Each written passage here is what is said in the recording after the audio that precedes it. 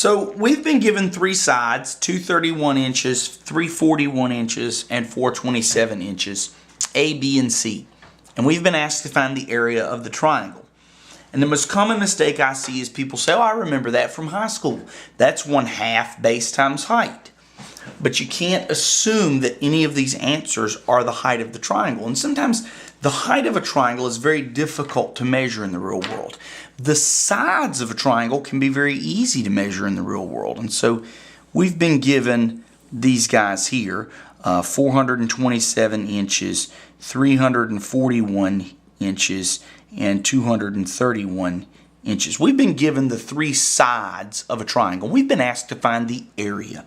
And one of the most useful formulas I ever learned going to school as an engineer was Heron's formula. Okay? Heron's formula is a really cool formula. It gives you the area of a triangle if you know the three sides. Okay? And Heron's formula says A equals the square root of, and you got a whole bunch of fun here. Okay? So it's S times S minus A times S minus B times S minus C.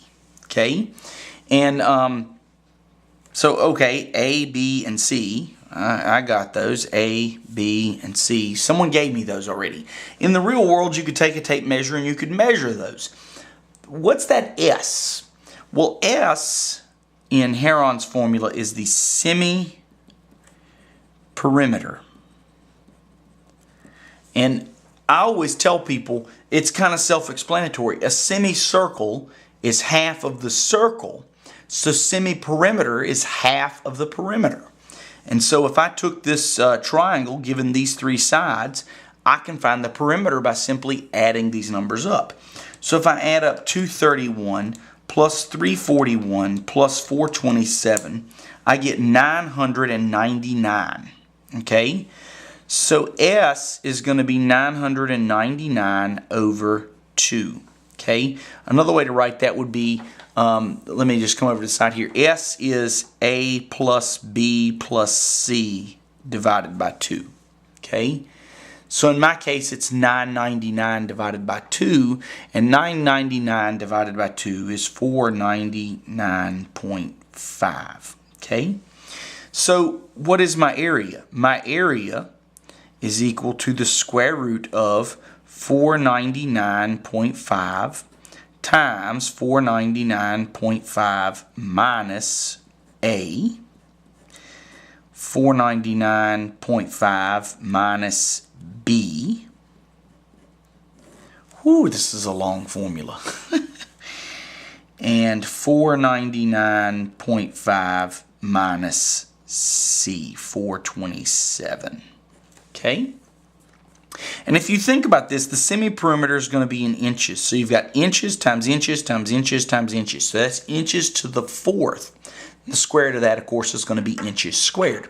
So now, the way I like to do this, if I'm working this problem out and want to make sure that I get it right, is I want to do these subtractions. So this guy's going to copy 499.5 times, and I'm just going to go ahead and write this out. So 499.5 minus 231 is 268.5. So 268.5. And 499.5 minus 341 is 158.5. And then 499.5 minus 427 is going to be 72.5. And so now what I'm going to do is just multiply these four numbers, okay? So I'm going to show you what I'm going to do on my calculator here. You can see where I've done my previous work. I'm going to say 499.5 times 268.5 times 158.5 times 72.5, okay? And I get this humongous number, and that's multiplying these four guys here.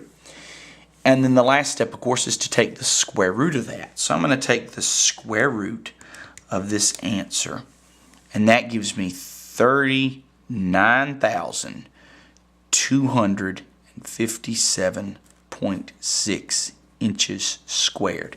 And of course, it's inches squared because it's area. Area is always going to be in square units. Okay, so pretty simple. Pretty easy way to go about this. Pretty simple way to find the area of a triangle. But you have to know Heron's formula. I don't know that it's necessarily an easy one to remember. It's one that I memorized going through school because it's something that we had to use pretty frequently. Thanks to Google and Bing and Yahoo, if you don't know how to find the area of a triangle, if you can remember his name, Heron's formula, it'll always be at your fingertips. So anyway, that's how you find the area of a three-sided triangle where you're not given the height. Really neat little formula that would come from, say, a geometry or a trig class. And if you have any questions, please let me know.